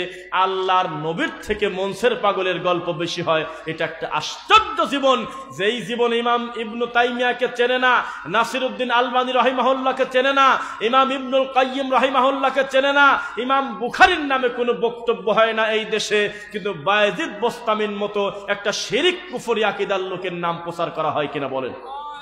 বইতে লিখে রাখছে বায়েজিদের গল্প, অথচ বায়েজিদের আকীদা কত খারাপ দেখেন। বায়েজিদ বাড়িতে কি আসো বায়েজিদ, ভিতর থেকে বায়েজিদ বলতো আল্লাহ ছাড়া কেউ নাই বাড়িতে, নাউজুবিল্লাহ। সে নিজেকে আল্লাহ বলতেছে। ও বায়েজিদ কিছু কি বোঝা গেল? বায়েজিদ বলতেছে তলাবতুল্লাহ সিত্তিনা সানা, আমি আমার আল্লাহকে 60 বছর যাবত খুঁজলাম, খুঁজে খুঁজে না পেয়ে ফাইদা আনা হুয়া, শেষ পর্যন্ত খুঁজে দেখি আমি নিজেই আল্লাহ। এই যদি তার আকীদা হয়, এই যদি তার বুঝ হয়, এই বুঝ অনুযায়ী যেই পীর ফকিররা চলবে তাদের আকীদা কত খারাপ হতে পারে আপনি বোঝেন। এজন্য বলি, এত সুন্দর সোনার টুকরা ছেলে দিয়েছে আপনাকে, খবরদার কোনো বেদাতির কোলে দিয়েন না। সবাই আমার দিকে তাকান, আমি কিন্তু আজকে নিয়ত করে আসছি, আমি পুরো বক্তব্যটা ইনশাল্লাহ গতানুগতিকের বাইরে অন্তত 5টা অজানা জিনিস জানানোর চেষ্টা করব ইনশাল্লাহ। আবু লাহাবের একটা কাজ ছিল, যেই কাজের সাথে আমাদের জামানার বর্তমান বড় হুজুরদের মিল আছে, দেখবেন, শুনবেন, সেটা শুনবেন। লিল্লাহি তাকবীর, মাশাআল্লাহ। পূর্ণ হয়ে আমাদের ভাইয়েরা জমা হয়ে গেছে, আল্লাহ সকলকে কবুল করুন, আল্লাহুম্মা আমিন। মুহাম্মদ সাল্লাল্লাহু আলাইহি ওয়াসাল্লাম কোন পথহারা মানুষের কাছে গিয়ে বলতেন, শোনো, লাতকে রাখো, মানাতকে রাখো, উজ্জাতকে রাখো, সব দেবতা বাদ দিয়ে আল্লাহর ইবাদত করো। যেই দাওয়াত দিয়ে চলে যেত, আবু লাহাব আবার ওই একই লোকের কাছে যা বলতো, বাদ দাও তো পাগলের কথা, যা খুশি না বলে রাখো তো তার কথা। এভাবে তিনি দ্বিতীয়বার করে তার কাছে যাইতেন। লোকজন বলতো, কার কথা মানবো? আবু তালেব তো বাইরের কেউ না, আবু লাহাব তো মুতালেবেরই ছেলে, চাচা ভাতিজার মারামারি লাগছে। এভাবে তিনি দিনের ক্ষতি করেছে। আর বর্তমান জামানার হুজুররা কিভাবে দিনকে বিকৃত করে, একটা কথা শোনেন। আমাদের বক্তব্য অনলাইনে শুনে, অফলাইনে দেখে, দাওয়াতি কাজের কারণে সালাতুর রাসূল বইটা পড়ে প্রায় নামাজটা শুদ্ধ করে ফেললো, প্রায় একটা দিনের বুঝ আশা আশা ভাব, বা এই বোঝা বুঝে গেল প্রায় যে না, একটু ব্যতিক্রম কিছু ভালো আছে। পরে বেদাতি হুজুর একটা জুমার খুতবা এবার সবই উল্টে দিছে। খুতবা দেওয়ার জিনিস খুঁজে পাওয়া নাই, খুতবাতে উঠে বলতেছে, যারা জোরে আমিন বলে তারা ইহুদির দালাল, নাউযুবিল্লাহি মিন যালিক। শোনেন, সাবধান, রাগ করবেন না, কথা ছেড়ে বললাম না। এই দেশটা যদি কোনো খ্রিস্টানের হাতে যায়, ও এত ক্ষতি করবে না যত ক্ষতি কোনো পীরের হাতে যদি দেশটা যায়। এই দেশের প্রধানমন্ত্রী যদি কোনো হিন্দুও হয়, কোনো মুসলমান প্রকৃত ইমাম যার ভিতরে আছে, জীবনে কোনোদিন নিজে কোনোদিন হিন্দু হবে না। কোন হিন্দু যদি বলে গরুর মুত খাও, গরুর গোবর খাও, মুসলমান খাবে না, কারণ মুসলমান বলবে তুই খা, তুই যে মুসলিম না তা তো আমরা জানি। এই দেশ যদি কোনো নাস্তিকের হাতে থাকে, এই নাস্তিকের এত ক্ষমতা হয় নাই, কোনোদিন পারবে না প্রতি বছর লক্ষ লক্ষ মানুষকে নাস্তিক বানানো। উনি জুলুম করবে মানুষের উপরে, কথা ঠিক আছে, কিন্তু সহজে কাউকে নাস্তিক বানানো যায় না, অবস্থা খুব কঠিন। কিন্তু এই দেশটা যদি চরমনাই পীরের হাতে তুলে দেন, এই লোকটা আহলে হাদিসদেরকে কচু কাটা করবে, কারণ তার দৃষ্টিতে খ্রিস্টানের থেকে নাকি আমরা খারাপ। শুধুমাত্র একটা অপরাধ, আমরা তাদের লাভ দেওয়ার বিরোধিতা করি, আমরা তাদের এই শিরিক এবং কুফরি আকীদার বিরোধিতা করি। তাদের বইতে অসংখ্য জায়গায় সরাসরি আল্লাহকে কটূক্তি করা, রাসূলকে নিয়ে ব্যঙ্গ করা আছে। এগুলোর বিরোধিতা করার কারণে আমাদেরকে বলতেছে আমরা নাকি 300 করে টাকা পাই আর মসজিদে যায় জোরে জোরে আমিন বলি। শুনছেন কথা? আমরা নাকি মসজিদে মসজিদে লোক ঠিক করছি, তোমাকে 500 তোমাকে 300, তুমি মসজিদে গিয়ে জোরে জোরে আমিন বলবে। এত বড় কথা যেই পীরের মুখ দিয়ে বের হয়, এই লোকটা যদি দেশের ক্ষমতা পায়, আমরা বিশ্বাস করি এই দেশে সবচেয়ে বড় বিপদে পড়বে যারা ভালো ভালো আলেম তারা। ও হুজুর, কোন ইসলাম মানবো? এক পীর আর এক পীরকে বলতেছে তুই কাফের। এক পীর বলতেছে যেই বিয়েতে গান বাজনা বাজে না সেই বিবাহ হারাম। শুনছেন আপনারা? এক পীর বলতেছে আমার মরণকালে ঢোল বাঁশি বাজায়ও, কলেমা কালেমার দরকার নাই, ও আমার তরিকার ভাই, আমি মরার পরে আমার কবরে ঢোল বাঁশি বাজায়ও। এই কথা শোনার পরে আব্বাসী হুজুর ফতোয়া দিল এরা কাফের। দেওয়ানবাগি বলল, ওরে আমার কলিজার টুকরা মুরিদরা, দেখতেছ আমার নাম দেওয়ানবাগি, মূলত আসলে আমি আলাদা কেউ না, উপরে যে আছে আমি সে একই। ও আমার রশি মুরিদরা, আব্বা মরে গেছে পীর, মরে গেছে পীর, যেই খাটে ঘুমাতো সেই খাটের কাছে বরকত নেয়, খাটে সোমা দেয়, সেজদা দেয়, খাবার নিয়ে নিয়ে হিন্দুদের মতো উলুধ্বনি দিচ্ছে আপনার এই পাশের জেলা ফরিদপুরে। কার কথা মানবো তোমরা সিদ্ধান্ত নাও। হানাফি কাকে বলে? ল্যাংটা কাপড়ই পরে না সেই লোকটাও পরিচয় দিচ্ছে আমি হানাফি মাযহাবের লোক। আমি মানবো কাটটা? তাবিজ বিক্রি করে খায়, বলতেছে আমি হানাফি মাযহাবের লোক। শিরিক করে, কুফরি করে, বলতেছে আমি হানাফি মাযহাবের লোক। আসলে হানাফি কোনটা আপনি বলেন? এক পীরকে যদি বলেন যে তুমি কি 1 বোতল বিষ খাবে না জামাত ইসলামে যোগ দেবে, বলবে আমি বিষ খায় মরে যাব, তাও আমি জামাত ইসলাম করব না, অথচ দুই দলই হানাফি। রাজার বাগিকে যদি বলা হয় তোমার ডান পাশে আছে 1 বোতল বিষ, তুমি কি সারসিনার দরবারে গিয়ে মুরিদ হবে কিনা, ও বলবে বিষ খায় মরে যাই, ও দরবারে মুরিদ হব না, ওরা ভালো না। এই দরবারের লোককে যদি কালকে গিয়ে বলা হয় যে যেহেতু একই জেলা, প্রায় কাছাকাছি, বরিশাল পিরোজপুর, দুইটাই খুব মোটামুটি মার্কেট প্রাপ্ত, তো মোটামুটি এক কাজ করেন, চরমোনাই আর সারসিনা আপনারা মিশে ফেলেন। সবাই হানাফি, সবাই মুসলিম, সবাই 5 ওয়াক্ত সালাত আদায় করে, খালি খালি ঝামেলার দরকার নাই। মুরিদের সংখ্যা বাড়বে, আর যে পরিমাণ গাড়ি যায় চরমোনাইয়ের মাঠে দাঁড়ায়, এতে মানুষের কষ্ট হয়, অর্ধেক গাড়ি আমরা এদিক পাস করে দেই। আসলে আমরা মির করে মুরিদ করি, আমরা ভাগাভাগি করে নেই। আমি ধারণা করতেছি আমার ভুল হতে পারে, তবে আল্লাহ সাক্ষী এই দরবারের লোক মরা স্বীকার করবে, তাও চরমোনাইয়ের দরবারে গিয়ে মিল করবে না। তাদের নিজেদের ভিতরে এত কামড়া কামড়ি, কিন্তু একটা জায়গায় তারা ঐক্যবদ্ধ হয়, যখন খবর পায় যে আহলে হাদিসের কোনো মসজিদ হচ্ছে অমুক এলাকায়, রাতারাতি সব বেদাতি এক হয়ে যায়। অথচ এতদিন দেখতাম যে কামড়া কামড়ি লাগাইছে, বিয়ে বাড়িতে দেখবেন মাঝে মধ্যে কুকুরের চেঁচামেচিতে খাওয়া বন্ধ হয়। মিথ্যা বললাম? কি যে জ্বালা শেষ নাই, এমন ভাবে চিৎকার দিচ্ছে মনে হচ্ছে 3টা মার্ডার হয়েছে। খাওয়া বাদ দিয়ে যখন পর্দাটা সরাই, তখন দেখি যে 2টা কুত্তা কামড়া কামড়ি করতেছে, এমন কোন দামি সম্পদ নিয়ে না, একটা হাড্ডি নিয়ে। এক পীর আর এক পীরকে বলতেছে তোর বউ তালাক, কারণ তুই নবীকে মাটির তৈরি বললি কি কামে। এক পীর আর এক পীরকে বলতেছে তোর বউ তালাক, কারণ তুই হলো মিজানুর রহমান আজহারের সাথে মুসাফা করলি কি কামে। এই জন্য মাগরিবের পর তারা নতুন করে কালেমা পড়ছিল, দেখছিলেন আপনারা? হাই রে ইমানের পাওয়ার! আল্লাহর নবী ইহুদিদের বাড়িতে খানা খাইছে, ইহুদিদের সাথে উঠা বসা করছে প্রয়োজনে, জাগতিক কারণে, আমার নবীর ইমানের ক্ষতি হলো না। আর এই আজহারি সাহেব একটা মুসলমান, আমাদের ভাই, শিক্ষিত একটা জ্ঞানী মানুষ, এই মানুষের সাথে মুসাফা করার কারণে চট্টগ্রামে তারই মানহাজের ওই একই বিশ্ববিদ্যালয় থেকে তারাও মাস্টার ডিগ্রি অর্জন করেছে, তারাও আজহারি। শুধুমাত্র তরিকার কারণে, পীর ফকিরের নীতি মানার কারণে আজহারি সাহেবের সাথে মুসাফা করে তাদের নাকি ইমান চলে গেছে। দেখছেন না? দেখেন নাই? দেখছেন? তখন তারা এসে বলতেছে আশহাদু আল্লা ইলাহা ইল্লাল্লাহ ওয়াহদাহু লা শারীকা লা ওয়া আশহাদু আন্না মুহাম্মাদান আবদুহু ওয়া রাসূলুহু। আজহারের সাথে দেখা করার পর ঈমান চলে গেছে। আগে মুসলমান ছিলাম, এখন কাফের, আবার নতুন করে মুসলিম হই। মুসলমান হইল, আচ্ছা যাই হোক, ও জাতকে আমরা আগেও তো মুসলিম মনে করি না, তারপরেও যাই হোক, কালেমা পড়লে 30 বছরের মূর্তি পূজারীকে আল্লাহ ক্ষমা করে, করে কিনা? অনুশোচনা 1, 2 এই পাপার জীবনে করব না, 3 বেশি বেশি ভালো কাজ করে প্রমাণ করা যে আমি আসলেই অনুতপ্ত, তাহলে আল্লাহ ক্ষমা করে দেয় একনিষ্ঠ তওবা করলে। তা আমরা মনে করলাম যাক অন্তত তওবা পড়ে যাই হোক একটা লাইনে আসলে ওদের দৃষ্টিতে। এখন দেখি যে মুহূর্তের মধ্যে বলতেছে আল্লাহ তুমি আমাকে ক্ষমা করো, নবী তুমি আমাকে ক্ষমা করো। আবার কোন গেল কৌত জ্বালা, আল্লাহর কাছে ক্ষমা চাওয়া হলে ইবাদত, আর নবীর কাছে ক্ষমা চাওয়া হলো শিরক। নবীর কাছে সন্তান চাইলে ঈমান থাকে না, আল্লাহর কাছে সন্তান চাইলে ঈমান আরো বাইরে। সুবহানাল্লাহ। এই হলো তোমাদের হুজুর।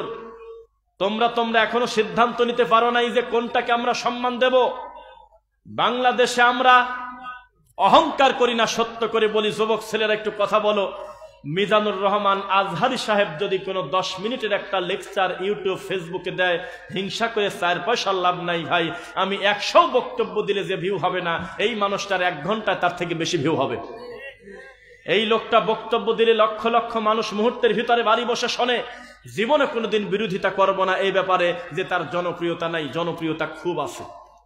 কিন্তু একটি প্রশ্ন, আমাদের দেশের মানুষ মনে করে আজহারি মানে হলো হকের মাপকাঠি, আজহারি মানে বিশাল ব্যাপার। পৃথিবীর সবচেয়ে প্রাচীনতম ইসলামী বিশ্ববিদ্যালয় মিশরের আল আজহার বিশ্ববিদ্যালয়, ঠিক কিনা বলেন? তাহলে খাতা কলম বার করেন তো দেখি, ক্যালেন্ডার বার করেন, মোবাইল একটু দেখা দেই। যতগুলো আজহারি মিশর থেকে ডেলিভারি হয়েছে আমাদের এই দেশে, বাংলাদেশের 98টা হলো কবর পূজারি, ডাইরেক্ট মাজারে সেজদা দেয়। 98টা হলো জিলাপিখোর, কুসুম গরম সুন্নি না, একেবারে ডাইরেক্ট গরম সুন্নি, একেবারে ডাইরেক্ট রেজবির লোক। আর 2টার ভিতরে যারা মোটামুটি একটু লাইনে আছে, তবুও পুরাটা সত্য স্বীকার করে না, প্রায় কাছাকাছি গিয়ে বলে আচ্ছা বাদ দাও, সব আমরা একই আছি। কারণ তারা জানে এক বৈঠকে সব সত্য স্বীকার করলে ভোট পাওয়া যাবে না। আরে মন্দির পাহারা দিচ্ছে আর মসজিদ ভাঙতেছে, টুপি মাথায় দিয়ে মন্দিরে গিয়ে বলতেছে আল্লাহ তোমার শুকরিয়া আদায় করি যে তুমি মন্দিরে আসার আমার সুযোগ দিছাও। ওরে হুজুর, তোমার ঈমান যে জায়গা ডাইরেক্ট আমার আল্লাহর সাথে শিরিক চলতেছে রানিং, ওখানে কোনো মুসলমান যেতেই তো পারে না।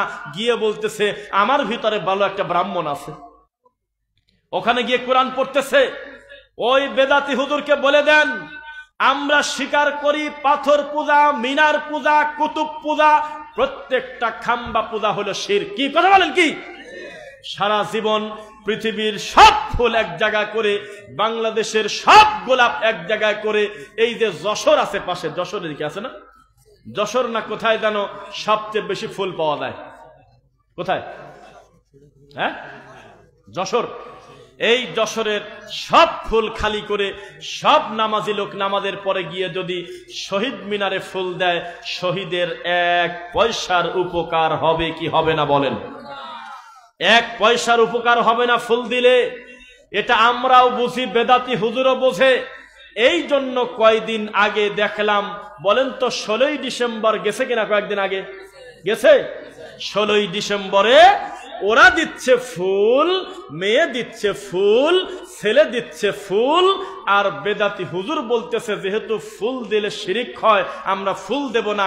ঘর থেকে কোরআন নিয়ে গিয়ে 50টা হুজুর এক জায়গায় বসে কোরআন পড়তেছে।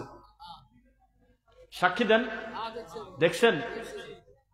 এ কোন বেদাত, এ কোন শয়তানি? কোরআন পড়ার জায়গা নাই।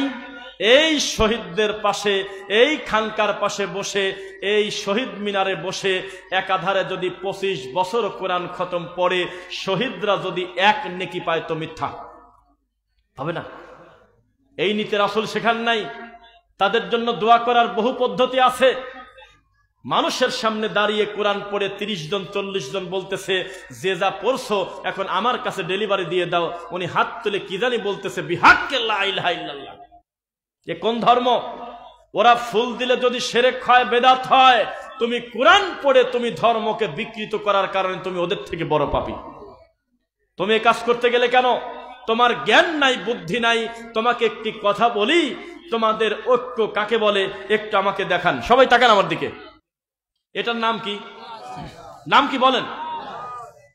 আপনাদের একাগ্রতা, আপনাদের বিনয় আমাদেরকে মুগ্ধ করতেছে। আলহামদুলিল্লাহ। আপনারা যে ধৈর্য ধারণ করে পুরো বক্তব্য শুনতেছেন, আমরা খুব বেশি সময় আপনাকে কষ্ট দেব না, কারণ এটা একটা ব্যতিক্রম মাহফিল। যেই মাহফিলে কোনো কালেকশন নাই, শুধু প্লেন ভাবে বক্তব্য দিচ্ছে আলেম ওলামা। আলহামদুলিল্লাহ।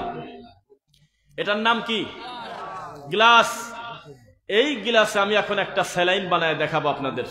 দেখবেন নাকি ইনশাল্লাহ? আমার কাছে চামিচ নাই, তবে ধরেন যে আমার হাতে একটা চামিচ আছে। তা আমি এই গিলাসের ভিতরে হালকা একটু চরমনাই ঢেলে দেব, আমি একটু আহলে হাদিস দেব, আমি একটু সিস্তিয়া দেব, আমি কয়েক দানা নকশবন্দি দেব, তারপরে কিছু মুজাদ্দিদি দেব, তারপরে কিছু বেরলবি দেব, এরপরে একটু রেসবি দেব, হালকা কুসুম গরম কিছু সুন্নি দেব। এভাবে সিরিয়াল করে আমি এর ভিতরে সবকিছু ঢুকায়ে জোরে করে একটা ঘোরান দিলাম। ঐক্য হইল না? ঐক্য হয়েছে? এই ঐক্য কতদিন টিকবে আপনি আমাকে বলেন, কয়দিন টিকবে বলেন? ঐক্য যখন আমরা সবাই করে ফেললাম যে সব তরিকার লোক আছে, তো জোহরের নামাজের আজান পড়ে গেছে, তাহলে চলো আমরা আল্লাহর ঘরে গিয়ে আজানটা দেই, আজানেই ভেজাল লেগে যাবে। আজানের পরে একজন মোনাজাত করে কাঁদতেছে, আর একজন বলতেছে মোনাজাত করা যাবে না। নামাজে সালাম ফেরায় কেউ মাথায় হাত দিচ্ছে, কেউ মোনাজাত করতেছে, কেউ মুসল্লির দিকে ঘুরে বসে আপনার জিকির করে। এই ঐক্য 3 মিনিট টিকবে না। ঐক্য হবে কোরআন এবং সহিহ হাদিসের সাথে, মানুষের সাথে। মানুষের ঐক্য তো বহু দূরের কথা, একটের বাপের সাথে তো ছেলের মিল নেই। খবরদার, সাবধান। আফ্রিকার জঙ্গলে বসেও যদি কোনো লোক ওহির কথা মানে, কোরআন মানে, হাদিস মানে, অটোমেটিক সে আমার ঐক্যের ভাই। তোমাদের মতো মিটিং করে করে বলতে হবে না যে আসো আমরা সবাই মিলে ঐক্য করি। তোমার সাথে ঐক্য কিসের? ঐক্য হবে কোরআন হাদিসের সাথে ইনশাআল্লাহ। হুজুর, তুমি শুনলাম যে রানী এলিজাবেথ নাকি নবীর বংশ, তুমি খবর পাও? তুমি বলতেছাও যে ডোনাল্ড ট্রাম্পের নাম হাদিসে আছে। তুমি এত কিছু খুঁজে পাইলে কোরআন হাদিসে, আর তুমি বলতেছো আকীদা খুঁজে পাই নাই। আকীদা হলো মানুষ বানাইছে, আকীদা শব্দ হলো ফেক। কেউ কি সাক্ষী আছেন বলছে কথা? নাউজুবিল্লাহ। সেই হুজুরকে খোলা মাঠে আল্লাহ এমন বেইজ্জত করেছে, তার নাম হয়ে গেছে রকেট মৌলবী। কয়দিন আগে বড় হুজুর বলল আহলে হাদিসকে আহলে খবিশ বলে গালিগালাজ করছে, সাক্ষী আছেন? সেই লোকটা খোলা মাঠে বলতেছে আল্লাহর নাম নিয়ে বিশ্ব সুন্দরীর মুহের দিক টাকা থাকো। সমস্ত মিডিয়া, সমস্ত মূলধারার মিডিয়া বলল এটা আবার কোন ধরনের হুজুর জালসার মঞ্চে এসে লোকজনকে নায়িকার কথা বলে? শোনো হুজুর, ইতিহাস সাক্ষী, আহলে হাদিসের বাচ্চার কোনো বক্তব্য নিয়ে টিকটক হয় না, কোনো ভিডিও বানানো যায় না। কারণ তারা জানে এদের বক্তব্য কাটবো কোন জায়গা। এরা নাচে না, লাভ দেয় না, হিন্দি গান নকল করে বাংলা বলে না, হুজুরের গলা ধরে উল্টে পড়ে যায় না, জিকিরের সময় লাভ দি মাসে ওঠে না। তাহলে কোন অংশটুক কাটে টিকটক বানাবো? এই জন্য টিকটক মানেই হলো তোমাদের বেদাতি হুজুরদের সরাসরি। হ্যাঁ, আমাদের কোনো বক্তব্য কাটা যায় না। কিভাবে করবে? কাটবে। কারণ ছাড়া হু হু করে কাঁদি না, অকারণে খিলখিল করে হাসি না। আরো জোরে বলো, তাকবীর দাও, ঠিক কিনা বলো। এভাবে বলে বলে মানুষের সামনে আমরা প্রেসার দেই না। আবার হিন্দি গানও নকল করি না, বিড়ি খাওয়ার স্টাইলও দেখাই না। তাহলে আমাদের বক্তব্য নিয়ে হবে কিভাবে? তোমার বড় হুজুর আর আমার বড় হুজুরকে দেখো। তোমার বড় হুজুর 4 লাখ টাকা নিয়েছে মাহফিলে আগে অগ্রিম, কিন্তু অতিরিক্ত কুয়াশা থাকার কারণে হেলিকপ্টার যেতে পারবে না জন্য 4 লক্ষ টাকা কমিটিকে ফেরত দিয়েছে। ডাইরেক্ট নিউজের কথা বললাম কিন্তু। আর আমার হুজুর 1টা টাকা অগ্রিম না নিয়ে শত শত কিলোমিটার এসে আবার চলে যাচ্ছে। 50,000 টাকাও তার হাতে জাতি দেয় না, তারপরেও কাউকে গালিগালাজ করে না। আর তোমার হুজুর বলতেছে আগে 40 দিয়েছো ঠিক আছে, বাকি 60,000 টাকা যদি এখন এই মুহূর্তে না দাও তাহলে আমি জালসায় আসবো না, আমি চলে গেলাম। এই তো তোমার হুজুর। আমার হুজুর সারাটা জীবন বলেছে হক প্রচার করতে করতে যদি আমার জীবন চলে যায় যাক, মারের পরোয়া করি না, জেলের পরোয়া করি না। আর ইতিহাসে সবচাইতে লজ্জাজনক কথা, পুলিশের ভয়তে প্রথম শুনলাম একটা হুজুর পলা গেছে। কি হাসেন কেন? নাম শুনছেন নাকি? কত বড় নির্লজ্জ! আল্লাহ গেছেন খালি হয়ে মুহাম্মদকে দায়িত্ব দিয়ে। আল্লাহ আগে ছিল তবে এখন নাই, যেহেতু মুহাম্মদকে দায়িত্ব দিয়েছে। মুহাম্মদও আগে ছিল এখন নাই, গায়েব হয়ে গেছে। খাদাকে দায়িত্ব দিয়ে এত বড় অমুসলিম, এত বড় নাস্তিক মার্কা নোংরা কথা যার মুখ দিয়ে আসে, এই লোকটা কি পরিমাণ আমাদের গালিগালাজ করেছে, জ্বালায়েছে তার শেষ নাই। এখন পুলিশ আসছে সামনে দিয়ে, ও পালায়েছে পিছন দিয়ে। এই তো হুজুর, এই তো তোমার ইমানের পাওয়ার। আহলুল হাদিসদের একটা গোপন শক্তি বলে বক্তব্য শেষ করব। সবাই চেতন আছেন তো ইনশাআল্লাহ? লিল্লাহি তাকবীর। কি শ্রোতা তৈরি করছেন ভাই, আলহামদুলিল্লাহ। একদিনের দাওয়াত এগুলো হয়নি, আমি বিশ্বাস করি। এই প্রত্যন্ত গ্রামের ভিতরে 10 বছর আগে 15 বছর আগে আমার ইব্রাহিম হাওলাদার ভাই জীবনে ভাবেই নাই যে একসঙ্গে 20 জন দিনী ভাই পাবো। সেই জায়গায় দাওয়াতের ফসল হতে হতে আল্লাহ আজকে হাজার হাজার দিনী ভাই তৈরি করে দিয়েছে, আলহামদুলিল্লাহ। এটা কি একদিনের ফসল? এই জায়গায় রফিকুল ইসলাম বিন আব্দুল খালেক দাওয়াতি কাজ করে, দাওয়াতি কাজ করতে করতে ছোট ছোট বাচ্চাদের পর্যন্ত আকীদা শুদ্ধ করে দিয়েছে, আলহামদুলিল্লাহ। সেজন্য এতগুলো দিনী ভাই পাইলাম। আপনাদেরকে পাম দিচ্ছি না, কারণ হলো এর থেকে অনেক 10 ভাগের 1 ভাগ কষ্ট কম করেও মাহফিল করে নিজের বাড়িতে নিজে খায় দেয় শুয়ে থাকতে পারি, শুধুমাত্র আল্লাহর জন্য এত দূর লম্বা সফর করে একটা সিঙ্গেল মাহফিলের জন্য এখানে আসলাম। কথা বুঝতেছেন আমার? এতদিন মাহফিল করে আপনাদের প্রতি আমি সন্তুষ্ট এই কারণে, জানেন, আসলেই আজকাল খোলা মাঠে বেশি লোক ওয়াজ শোনে না। ওই জাদুকরি বক্তার বক্তব্য ছাড়া হাতে গোনা কিছু লোক বক্তব্য শোনে, কারণ আমাদের এখন সবই অনলাইনে, খালি জানডাই আছে অফলাইনে। মিথ্যা। এই জন্য আমি যদি কোনো মাহফিলে দাওয়াত নেই তো কমিটিকে বলি যে আমি যদি মাহফিলে আগে পৌঁছাই তাহলে তাড়াতাড়ি আমাকে একেবারে আড়াল করে দিবেন, একেবারে পর্দার ভিতরে, মেয়ে মানুষের মতো পর্দার মধ্যে নিয়ে যাবেন, কাউকে বুঝতে দিয়েন না। আমি ঘুম পারবো, টাইম হলে মঞ্চে নিয়ে আসবেন। আর যদি মনে করেন যে না আমি মসজিদে বসতে দেব, আমি আগেই তাকে সবার সামনে প্রেজেন্ট করে দেব, তাহলে দেখবেন যে দূর থেকে যারা আসবে আমার সাথে এরা সেলফি নিয়ে বাড়ি চলে গেছে, যায় ওই ল্যাপের ভিতরে শুয়ে মোবাইল চালু করে এই বয়া রাজাবাড়ি, এই আপনার আল মারকাজুল ইসলামের ভিডিও ডাইরেক্ট লাইভে দেখতেছে। আর যদি দেখতে না দেন তাহলে অন্তত বকবে, যাক এমনি বক্তব্য যতই শুনি, যেহেতু দেখা হয় নাই বক্তব্যটা শুনেই যাই। মিথ্যা না সত্য? তো সেই হিসেবে এতগুলো মানুষ আমাদের সামনে আপনারা বসে আছেন, আজকের দিনে সচরাচর খুব কম মানুষই হয়, এটা অস্বীকার করবো না। কারণ আমরা তো এই পুষ্পা হুজুরের আপডেট ডেলিভারি না, কোন ছবি মুক্তি পাইলো, কোন নায়িকার মান নাম কি, এগুলো জালসা এসে খিলখিল করে বলে, আর যুবক ছেলেরা বলে যে আল্লাহু আকবার, লোকে লোক আলয়, কি যে বলতেছে তারা হিসাব নাই। আছে কিনা বলেন? হুজুর এই 2024 সালে তুমি আল্লাহর ঘরে সহবাস করো, তুমি অন্যের বন্নি, হিল্লা বিবাহ নাম দিয়েছো, অথচ 1450 বছর আগে হিল্লা বিবাহকে আল্লাহর কসম ভাড়াটিয়া পাঁঠা বলা হয়েছে। ভাড়াটিয়া কি? পাঁঠা। এই ভাষা আমার না ভাই, আমার না। শোনেন এদের, তাকান আলমের দিকে। উমর রাদিয়াল্লাহু আনহু বললেন, আমি যদি হিল্লা বিবাহকারী পুরুষ অথবা মহিলাকে ধরতে পারি আমি দুইদিকে পিটাবো ধরে। এত বড় নোংরা কাজ এখনো মাযহাবের দোহাই দিয়ে চলতেছে কিনা বলেন? ইসমত আলী আশেকি নামে একটা হুজুরের কাছে গেছে হলে ফতোয়া নিতে, আমি তো রাগের মাথায় 3 তালাক দিছি, কি করব? তো কইলে যে বাঁচার তো পথ নাই রে, আর একখানে বিয়ে দিয়ে দাও, আর একখানে তাড়াতাড়ি বিয়ে দাও, তারপরে সহবাস করবে, এরপরে সে ছাড়ি দেবে, তারপরে তুমি বউ পাবে। তখন বলল যে আশেপাশে লোক নাই, কি করা যায়? আমার কাছেই দাও। তখন এই হুজুর আল্লাহর ঘরের সিঁড়ির পাটাতনের উপরে একটা মহিলার সঙ্গে নোংরা কাজ করে তারপরে তার বউ তার ফেরত দিয়ে দিয়েছে। এই তো 2024 সাল, এই তো মাযহাবী হুজুরদের কর্ম, এই তো তাদের উন্নতি। মাদ্রাসার ছাত্রকে বলছে বলো তো 6 নম্বর মাখরাজ কি? কয়েছে জিব্বার মধ্যখান, তার বরাবর উপরে তালুর সঙ্গে লাগাইয়া হা হবে হলো জিম, হা বলে ফেলছে ছোট মানুষ। এমন পিটানি দেশে 3 দিন 7 দিন পর্যন্ত হাতে দাগ। এই তো তোমার হুজুর 30 জন 40 জন বাচ্চাকে 2 রুমের ভিতরে আটকায় কাশেমপুর কারাগার বানায় দিয়েছে। এই তো তোমার হুজুর। কে কোন জায়গা মরে গেল শকুন জানে না, তুমি তোমার ছাত্রকে পাঠিয়ে দিয়ে বাড়িতে খতম করতে দিয়েছো। এই তো তোমার হুজুর, এই তো তোমার পড়াশোনা। এই নিরীহ বাচ্চাকে আটকে রেখে খালি বিদআত আর শিরক চর্চা করা হচ্ছে, আর একটা সাবজেক্ট আছে আলাদা, ওই সাবজেক্টে পড়ানো হয় আহলে হাদিসদেরকে কিভাবে গালিগালাজ করা যায়। এই তো তোমার পড়াশোনা। আর আমাদের পড়াশোনা আল্লাহর ওহী ভিত্তিক, ইনশাআল্লাহ। কি বললেন?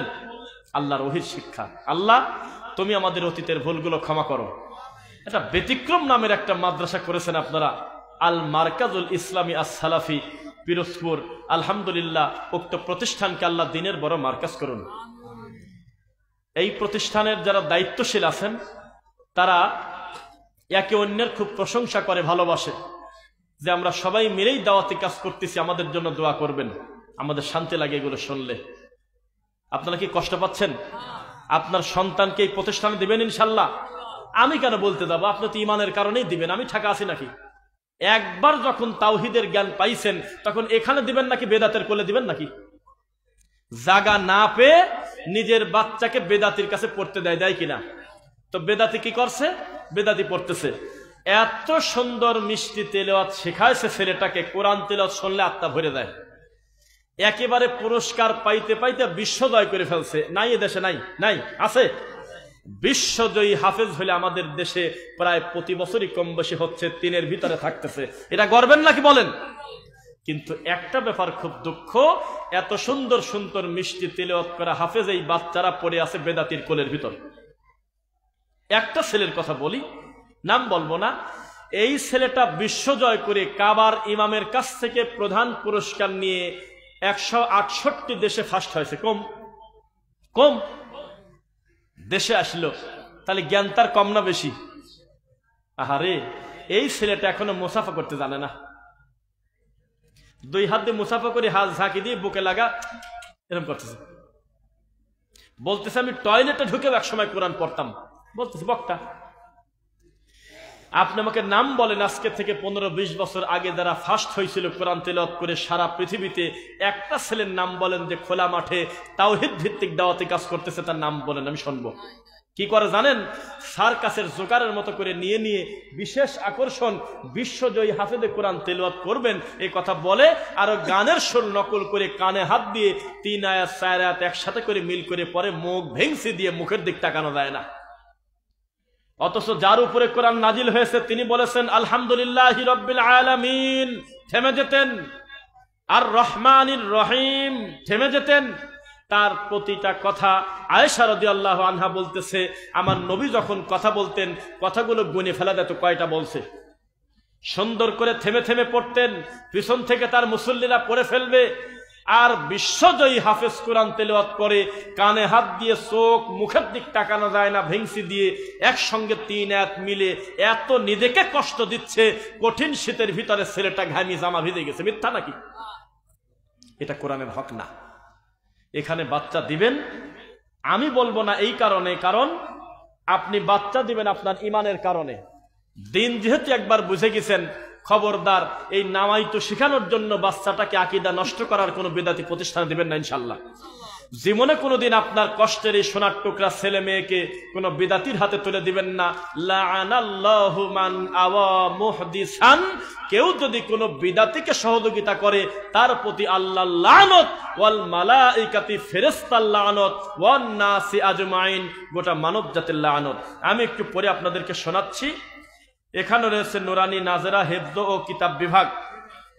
আপনার মদিনা ইসলামী বিশ্ববিদ্যালয় ও বাংলাদেশ মাদ্রাসা শিক্ষা বোর্ডের কারিকুলামে কোরআন এবং সহিহ হাদিসের আলোকে সালাফদের মানহাজ অনুসারে চক্ষু শীতলকারী সন্তান, সুদক্ষ নাগরিক এবং আরবি ইংরেজি তথ্য প্রযুক্তির জ্ঞান সম্পন্ন ইসলামী স্কলার গড়াই হলো আল মারকাজুল ইসলামিয়া সালাফি মাদ্রাসার লক্ষ্য এবং উদ্দেশ্য। এখানে আপনি ছোট থেকে দিবেন, এখানে আছে নুরানি, এখানে আছে নাজেরা, এখানে আছে হেফজ, এখানে আছে কিতাব বিভাগ। আমরা আশাবাদী আপনি আমাদের কথা রাখবেন ইনশাআল্লাহ। রুজির মালিক আল্লাহ, উপরে যদি পাশ হয়ে যায় নিচে কোনো মায়ের বেটা ঠেকাতে পারবে না ইনশাআল্লাহ। আল্লাহ তুমি আমাদের আশা দেওয়ার এই সফরটা দিনের জন্য কবুল করো আল্লাহ। আল্লাহ আমার পূর্বে যারা আলোচনা করেছেন, আমাদের একটা জিনিস কত ভালো লাগছে, মাহফিল মানেই হলো রানিং বক্তব্য ঠেকায় দিয়ে অতিথিরা বক্তব্য দেয় কিনা? মেহমান বক্তব্য দেয়, অতিথি বক্তব্য দেয়, সাধারণ মানুষকে কষ্ট দেয়, তখন মানুষের আর বক্তব্য শোনার প্রতি আগ্রহ থাকে না। অথচ 3 জন আলোচক আমরা আলোচনা করলাম, মাঝখানে কোনো বাধা বিঘ্ন নাই। আর শুরু থেকে যাদেরকে আমরা কাছে পাইছিলাম এখন পর্যন্ত আপনারা চুপ করে আমাদের সামনে বসে আছেন। আল্লাহ আপনাদের আশা দেওয়ার সফরটাকে দিনের জন্য কবুল করুন। সেই সাথে আজকের এই মাহফিলের সম্মানিত উপস্থাপক থেকে শুরু করে দায়িত্বশীল যারাই যেভাবে রয়েছে, টাকা দিয়ে, বুদ্ধি দিয়ে, শ্রম দিয়ে, মেধা দিয়ে, আল্লাহ তুমি সকলকে কবুল করো। আর আমি এখন সম্মানিত প্রেসিডেন্ট সভাপতি সাহেবের দিকে তাকাবো, তার অনুমতিক্রমে তিনি তার অনুভূতি বলার পরে আপনাদের সামনে খাবারের বিষয়টাও যখন বলবে, এরপরে দোয়া পরে আমরা বিদায় হব। আল্লাহ আমাদেরকে ভালো রাখুন, আল্লাহুম্মা আমিন।